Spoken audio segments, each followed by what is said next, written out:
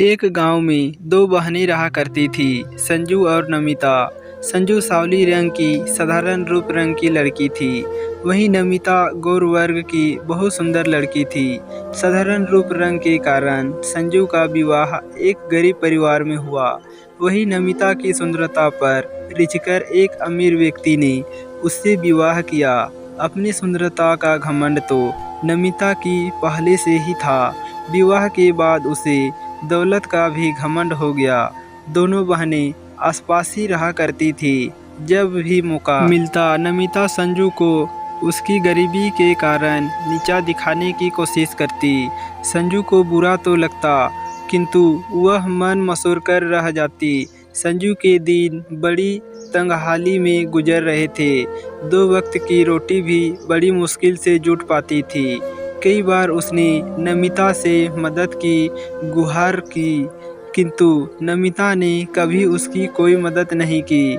एक दिन संजू ने सोचा कि दूसरे गांव में रहने वाले अपने भाई से मदद मांग लूं। वह कभी इनकार नहीं करेगा और वह अपने बच्चों को घर पर पति के पास छोड़ दूसरे गांव के लिए निकल पड़ी। रास्ते में उसे एक गौशाला दिखाई पड़ी, जिसके द्वार पर एक गाय खड़ी थी। संजू को देखकर गाय बोली, बेटी जरा मेरी गौशाला साफ कर दे, बैठने की भी जगह नहीं है। संजू ने देखा कि पूरी गौशाला गोबर से भरी हुई है। उसने गौशाला साफ कर दी।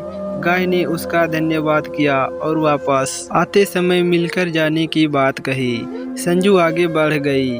कुछ दूर जाने के बाद उसे बेर का पेड़ दिखाई पड़ा। वह पेड़ के पास से गुजरी तो बेर के पेड़ ने कहा, बहन नीचे बहुत सारे कांटे बिखरे हुए हैं, जरा साफ कर दो। संजू ने बिना देर के बेर के पेड़ के नीचे से सारे कांटे साफ कर दिए। बेर के पेड़ ने उसका धन्यवाद किया और वापस आते समय मिलकर जाने की बात कही। संजू आगे बढ़ गई।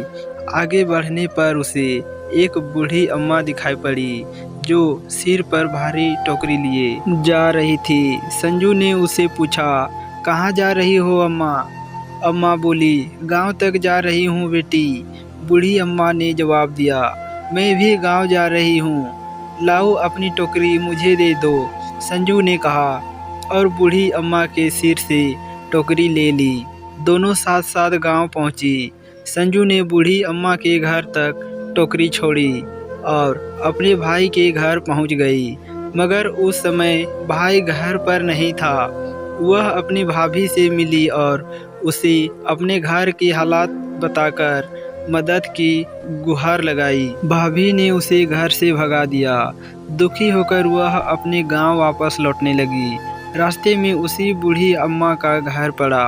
बूढ़ी अम्मा ने उसे अपने घर बुलाया और कुछ खाने को दिया, फिर अपनी टोकरी देकर विदा कर दिया। रास्ते में संजू ने टोकरी पर ढका कपड़ा हटाया तो हैरान रह गई।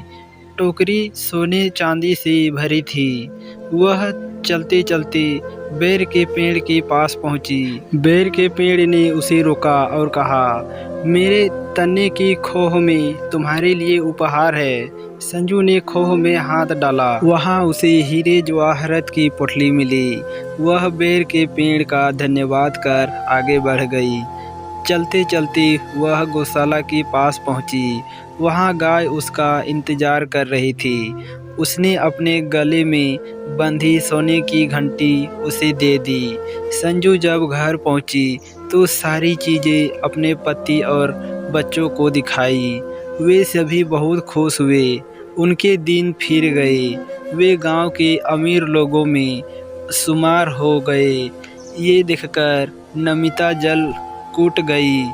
एक दिन उसने संजू के बच्चों को अपने घर बुलाया और उससे पूछा कि वे इतने अमीर कैसे बन गए।